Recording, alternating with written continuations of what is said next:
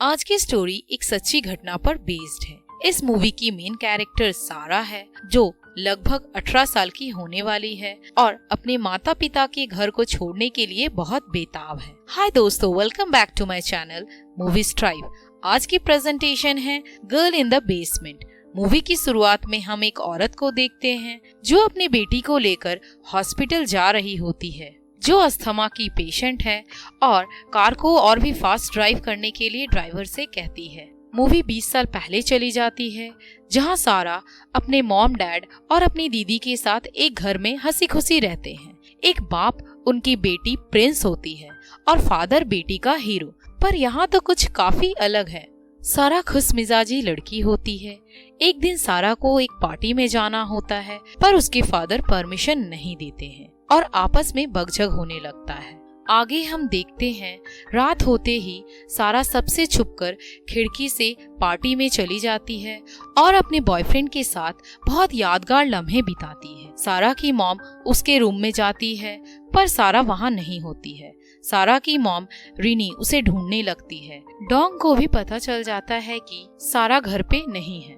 Dong काफी गुस्सा होता है। जब सारा सुबह घर लौटती है, सारा पर डोंग बहुत गुस्सा होता है। सारा अपने रूम में चली जाती है। सारा की मॉम रिनी और उसकी दीदी एमी सारा को समझाने आती है और कहती है कि उसके पापा काफी गुस्से मिजाज के इंसान हैं, उनके बिना परमिशन के कुछ ना करे।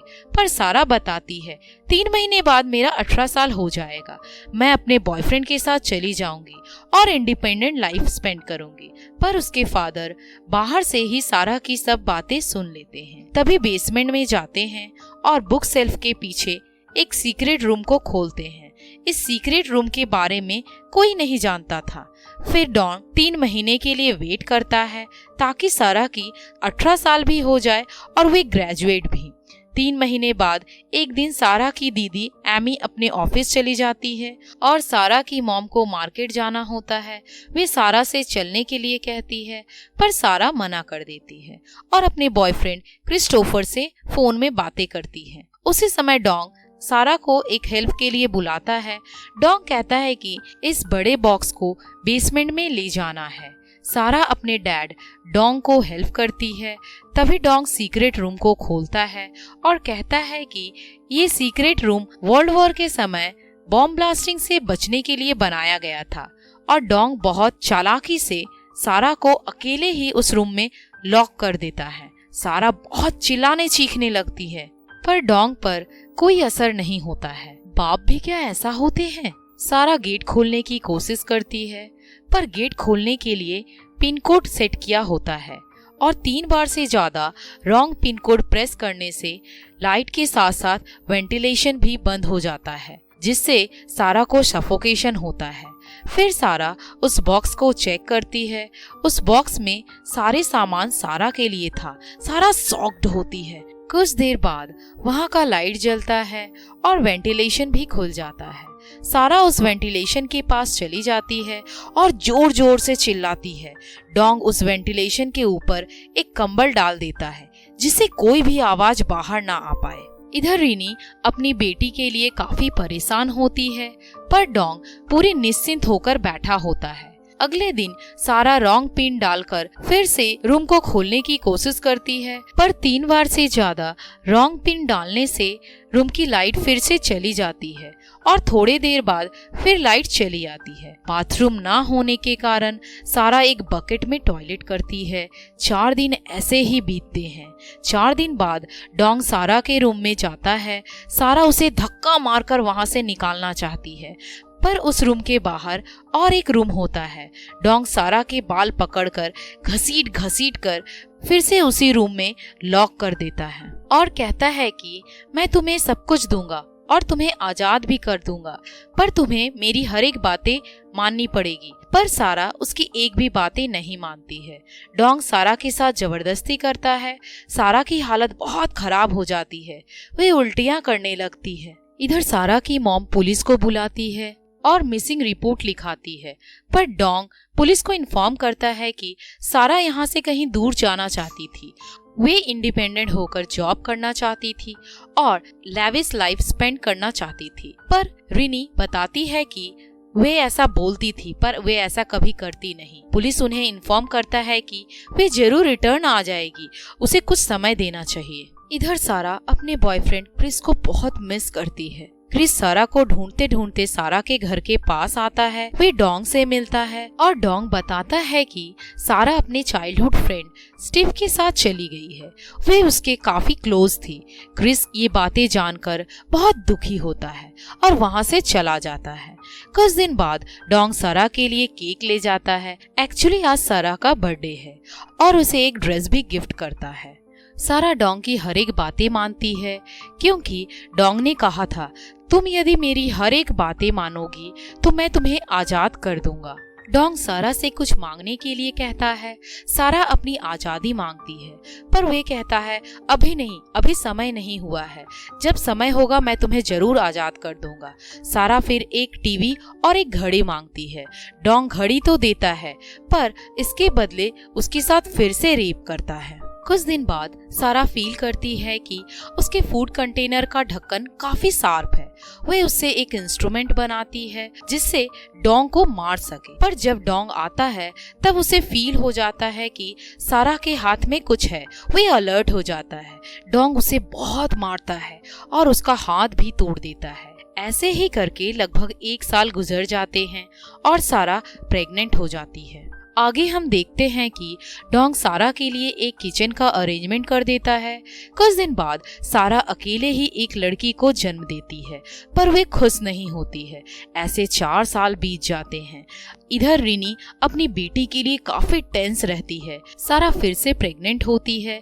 सारा अब डोंग के साथ उसकी वाइफ बनकर रहने लगती है। डोंग अपनी वाइफ यानी कि सारा की माँ को बताता है कि आज उसकी प्रमोशन हुई है। रिनी खुश होकर कहती है, तब हमें सारा के लिए एक सीबीआई हायर करना चाहिए।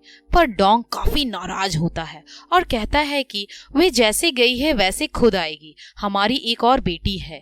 इधर डोंग सारा और उसकी लड़की के लिए एक टीवी लाता है। सारा और उसकी बेटी बहुत खुश होती है। कुछ दिनों बाद सारा का एक बेटा होता है। दिन ऐसे बीतते जाते हैं। एक दिन अचानक से सारा की बेटी बीमार हो जाती है पर डोंग सिर्फ मेडिसिन लाकर देता है। कोई डॉक्टर चेकअप नहीं कराता है। सारा बहुत गुस्सा होती है। कुछ दिनों बाद क्रिस फिर से सारा के घर आता है। तभी क्रिस सारा की दीदी एमी से मिलता है। सारा एमी को बताता है कि डोंग ने बताया है सारा अपने चाइल्डहुड फ्रेंड स्टीव के साथ चली गई है। एमी शॉक्ड हो जाती है। बातों बातों में एमी क्रिस को बताती है, ये सब के पीछे मेरे फादर का ही हाथ है, मुझे तो शक होता है। इधर सारा अपने बच्चे के साथ रूम में ही अपना लाइफ काटती है। एक दिन डोंग और एमी के बीच बकझक होता है।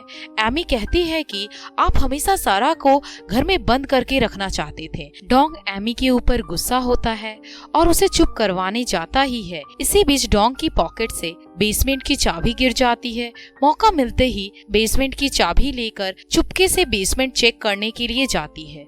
वे सब सामान को देखकर बहुत शॉक्ड होती है पर अचानक से डोंग वहां पहुंच जाता है। एमी को बहुत डांटता है और वहां से निकाल देता है। सारा फिर से एक लड़के को जन्म देती है और उसका नाम थॉमस रखती है और वे चाहती है कि थॉमस अपनी लाइफ आजादी से जिए। डोंग की प्लान के हिसाब से उस बच्चे को उसकी माँ के घर के सामने रखवा देती है और एक लेटर में लिखती है कि ये बच्चा मेरा है, मेरी फाइनेंशियल कंडीशन ठीक नहीं होने के कारण मैं इसे छोड़ रही हूँ, आप प्लीज इसका ध्यान रखना। और उसी बच्चे के बकेट में एक और छोटा सा लेटर होता है जिसमें लिखा होता है कि मुझे डैड ने बेसमेंट में बंद करके रखा है। पर ये लेटर डोंग को मिलता है। डोंग गुस्सा होकर फिर से सारा को पनिश करता है, यानी कि फिर से उसके साथ इंटीमेट होता है। सारा के अब दोनों बच्चे मॉली और माइक बड़े हो जाते हैं। पर जब डोंग की नजर सारा की बड़ी बेटी मॉली के ऊपर पड़ती है, डोंग की ये गंदी नजर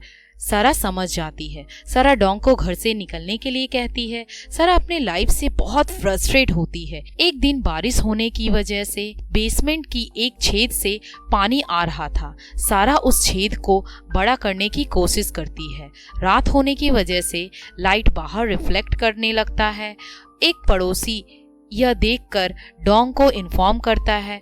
डोंग गुस्से से सारा को बहुत पीटता है। सारा प्रेग्नेंट होने की वजह से उसके पेट में बहुत दर्द होता है और कुछ दिनों बाद वे एक मरे हुए बच्चे को जन्म देती है। उस मरे हुए बच्चे को डोंग अपनी गार्डन में दफना देता है। आगे हम देखते हैं कि सारा अपने बेटे थॉमस के बारे में पूछती है। डोंग कहता है कि थॉमस बहुत मजे में रह रहा है। अगले दिन वे टूर्नामेंट खेलने जाएगा। ये बातें माइक सुनकर उसके मन में भी इच्छा होता है कि वे भी बाहर जाए। माइक अपनी इच्छा डोंग को बताता है। डोंग कहता है कि जब से तुम्हारी माँ मेरी सब बातें सुनेगी तब मैं तुम्हें जरूर बाहर ले जाऊंगा। सारा डोंग को सॉरी बोलती है। फिर सारा अपने बच्चे माइक और मॉली को डांटने लगती है। बच्चे बहुत जिद करने लगते हैं। सारा रोते रोते क्रिस को याद करती है और जमीन पर ही लेट जाती है। कुछ देर बाद दोनों बच्चे काफी गिल्टी फील करते हैं, अपनी मॉम से सॉरी बोलते हैं। तब सारा डोंग की पूरी सच्चाई अपने बच्चे मॉली और माइक को बता देती है। डोंग को बच्चे नफरत करने लगते हैं। कुछ दिन बाद डोंग सारा के साथ बुरा बर्ताव करता है। माइक गुस्से में आकर हाथापाई करने लगता है। डोंग लाइट बंद करके बाहर चला जाता है। आगे हम देखते हैं कि डोंग की जॉब चली जाती है और धीरे धीरे सारी सेविंग्स भी खत्म हो रही होती है। रिनी डोंग से पूछती है कि तुम्हारा इतना पैसा कहाँ खर्च हो रहा है। इधर डोंग को घर छोड़ने का भी नोटिस आ जाता है क्योंकि वे EMI का पेमेंट नहीं कर पा रहा था। डोंग पूरा कंफ्यूज होता है। डोंग फिर से एक प्लान बनाता है। सारा के रूम के वेंटिलेशन में गैस पाइप फिट करने की कोशिश करता है, पर उसी समय थॉमस वहां आ जाता है, जिस वजह से डोंग अपने प्लान में सक्सेस नहीं हो पाता है। लगभग 20 सालों से सारा इसी बेसमेंट में बंदी होकर रह रही थी। इसी बीच मॉली को अस्थमा अटैक आता है। घर पर पार्टी होने की वजह से बेसमेंट में काफी धुआं आ जाता है और मॉली बीमार हो जाती है। डोंग पहले मॉली को डॉक्टर के पास नहीं ले जाना चाहता है, पर सारा के बहुत बोलने से हॉस्पिटल ले जाता है। 20 सालों बाद सारा बेसमेंट से निकलती है, पर माइक को डोंग लॉक करके जाता है। बहुत कष्ट से डॉक्टर मॉली को बचा पाते हैं। सारा चालाकी से मौका पाते ही एक नर्स के पास जाकर कहती है, हेल्प मी, और वहाँ पर पुलिस भी मौजूद होता है। पुलिस को डोंग पर शक होता है, उसे अरेस्ट कर लेते हैं। तब सारा डोंग की सारी सच्चाई पुलिस को बता देती है। पुलिस डोंग को जेल में डाल देते हैं। इधर माइक को बेसमेंट से निकाला जाता है। रिनी बहुत शॉक्ड होती है। कुछ दिन बाद सब कुछ ठीक हो जाता है। तीनों भाई बहन एक साथ मिलजुल कर खेलते हैं और रहते हैं। सारा, रिनी और एमी लॉन में बैठे हुए होते हैं। तभी क्रिस्टोफर वहां आता है। क्रिस अभी भी अनमैरिड है। सारा क्रिस को देखकर काफी खुश होती है। क्रिस उसे लॉन्ग ड्राइव पर ले जाता है और मूवी यहीं समाप्त हो जाती है। हाय दोस्तों, आप कमेंट में जरूर बताएं कि ये बाप था या कुछ और।